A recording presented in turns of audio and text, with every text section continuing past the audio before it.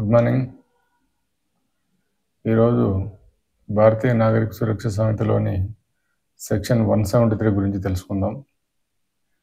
ఈ 173 సెక్షన్ ప్రకారము పోలీస్ స్టేషన్కు వచ్చిన ఇన్ఫర్మేషను కాగ్నిజబుల్ సంబంధించింది ఉంటే, అంటే కాగ్నిజబుల్ నేరానికి సంబంధించిన ఇన్ఫర్మేషన్ అయితే అది రిటర్న్గా కానీ ఇవ్వవచ్చును, లేదా ఓరల్గా చెప్పినట్లయితే అప్పుడు officer in-charge of police station అతను దాన్ని ఇమ్మీడియట్లీ స్టేట్మెంట్ కింద రికార్డ్ చేయాలి. తర్వాత అది చదివి అతనికి వినిపించాలి. అతను చెప్పింది ఇతను చదివి వినిపించింది ఒకే తీరుగా ఉన్నదని అతను అంగీకరిస్తూ కింద అతని సంతకం సిగ్నేచర్ చేస్తాడు. అలాగే ఎవరైతే రికార్డ్ చేస్తారో ఆ రికార్డ్ చేసిన ఇన్ఛార్జ్ ఆఫీసర్ సంతకం కూడా ఉంటుంది. నువ్వు కాగ్నిజబుల్ అఫెన్స్ సంబంధించిన నేరము జరిగింది అని వచ్చినప్పుడు ఈ ఏరియా మాకు రాదు, మాకు వేరే పోలీస్ స్టేషన్కి వస్తుంది, వేరే జిల్లాకు వస్తుంది, వేరే స్టేట్కి వస్తుంది అని నువ్వు చెప్పి దాన్ని రిపీట్ చేయకూడదు. ఒక్కొక్కసారి ఎలక్ట్రానిక్ కమ్యూనికేషన్ ద్వారా కూడా ఇన్ఫర్మేషన్ ఇవ్వడం జరుగుతున్నది.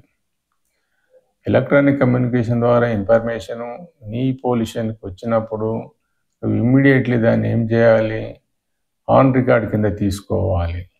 జీడీలో అంటే జనరల్ డైరీలో ఎంట్రీ చేయాలి. ఎంట్రీ చేసిన 3 రోజులలో అతని సిగ్నేచర్ ఆబ్టైన్ చేసి ఎఫ్ఐఆర్ కట్టి దర్యాప్తుకు పోవాలి. ఈ విషయము ఈ సెక్షన్ 173 బిఎన్ఎస్ఎస్ చెప్తున్నది. ఇది అందరూ గుర్తుపెట్టుకోవాలి. ప్రతి పోలీస్ ఆఫీసర్కు ఈ నాలెడ్జ్ ఉండాలి. అసలు ఎఫ్ఐఆర్ అంటే ఏంటిది, ఏ సెక్షన్ ప్రకారం ఎఫ్ఐఆర్ జరుగుతుందనేది తెలిసి ఉండాలి. Irrespective of the area where the offence is committed క్లియర్గా చెప్తున్నది సెక్షన్లోనే. అంటే ఏ ఏరియా అనే సంబంధం లేకుండా ఎక్కడైతే అఫెన్స్ జరిగిందో దానికి సంబంధించిన ఇన్ఫర్మేషను నీ పోలీస్ స్టేషన్లో కనుక ఇచ్చినట్లయితే నువ్వు యాక్షన్ తీసుకోవాలి.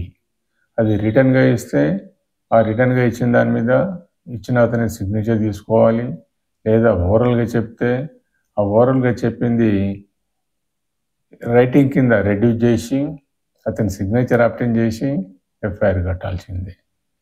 లేదా కమ్యూనికేషన్ ఎలక్ట్రానిక్ కమ్యూనికేషన్ ద్వారా నీకు వస్తే అది స్టేట్మెంటు నువ్వు జీడీలో ఎంట్రీ చేసి ఆన్ రికార్డ్ కింద తీసుకొని 3 రోజుల్లో అతని సిగ్నేచర్ ఆబ్టైన్ చేసి ఎఫ్ఐఆర్ కట్టి ఫర్దర్ ప్రొసీడ్ కావాల్సిందే. ఇది క్లియర్. కాగ్నిజబుల్ అఫెన్స్ అనేది వితౌట్ వారెంటు అరెస్ట్ చేయవచ్చును. ఆ కేసులన్నీ కాగ్నిజబుల్ అఫెన్సెస్ కిందకే వస్తాయి. ఈ కాగ్నిజబుల్ అఫెన్సెస్ కిందకి వచ్చే దాని గురించి ఈ ఫస్ట్ షెడ్యూల్లో క్లియర్గా చెప్పడం జరిగింది. ఒక మహిళ తనపై అత్యాచారం జరిగిందని లేదా అత్యాచారం చేయడానికి ప్రయత్నించినాడని ఫిర్యాదు చేయడానికి వస్తే తప్పకుండా మహిళా పోలీస్ ఆఫీసర్ స్టేట్మెంట్ రికార్డ్ చేయించాలి, లేదా అదర్ మహిళా అధికారితో మాత్రమే స్టేట్మెంట్ రికార్డ్ చేయించాలి. అట్టి మహిళ టెంపరీ కానీ పర్మనెంట్లీ కానీ డిజేబుల్డ్ అయి ఉంటే ఈ విషయంలో ఆ మహిళకు అవకాశం ఉంటుంది, ఆ ఛాయిస్ ఆమెకే ఇవ్వాల్సి ఉంటుంది.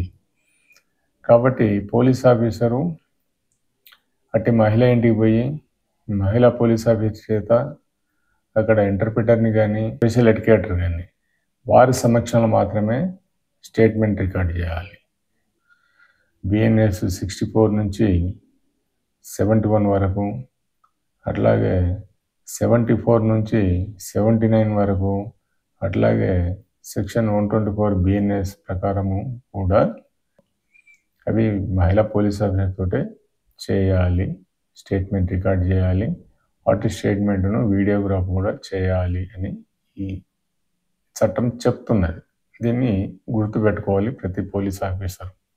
సెక్షన్ 183 బిఎన్ఎస్ఎస్ ప్రకారము మేజిస్ట్రేట్ గారు కూడా స్టేట్మెంట్ రికార్డ్ చేస్తారు కాబట్టి అట్టి కాపీని ఇమీడియట్లీ కలెక్ట్ చేసుకోవాలి. ఎందుకంటే దర్యాప్తుకు అది ఇంపార్టెంట్ కాబట్టి.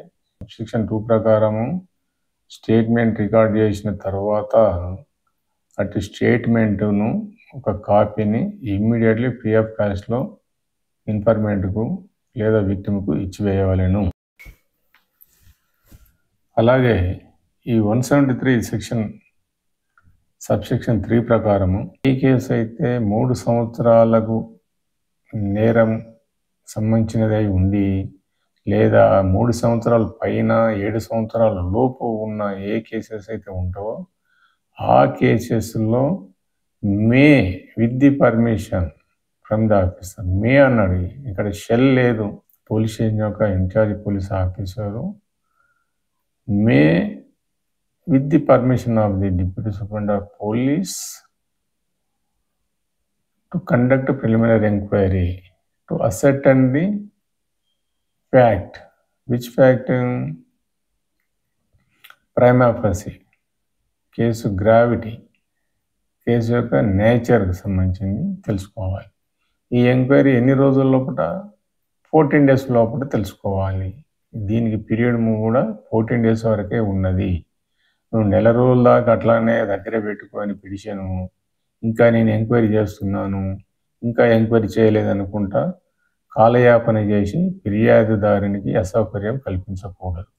Are proceed with the investigation where there exist a prima facie అని చెప్పారు. అంటే లేక ఒకవేళ ప్రైమా ఫాసీ ఎగ్జిస్ట్ అయ్యి ఉంటే ఇన్వెస్టిగేషన్ పొండి అని చెప్తున్నారు. ఇదే 173 సెక్షన్లో సబ్సెక్షన్ 4 ప్రకారము ఎవరైతే ఇన్ఫర్మేషన్ ఇచ్చినప్పుడు ఇన్ఫర్మేషను తీసుకోలేదో వెంటనే అతను అటు కన్సర్న్డ్ సూపరింటెండెంట్ ఆఫ్ పోలీస్ గారికి అటు ఇన్ఫర్మేషన్ ఇన్ రైటింగ్లో బై పోస్ట్లో పంపించవచ్చు.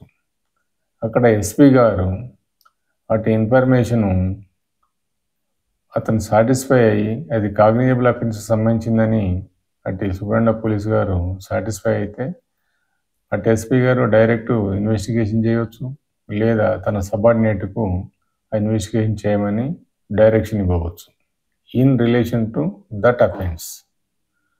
అక్కడ కూడా అటు ఫిర్యాదానికి లేదా విక్టిమ్కి అన్యాయం జరిగినట్లయితే మేజిస్ట్రేట్ గారికి కూడా ప్రొసీడ్ కావచ్చు.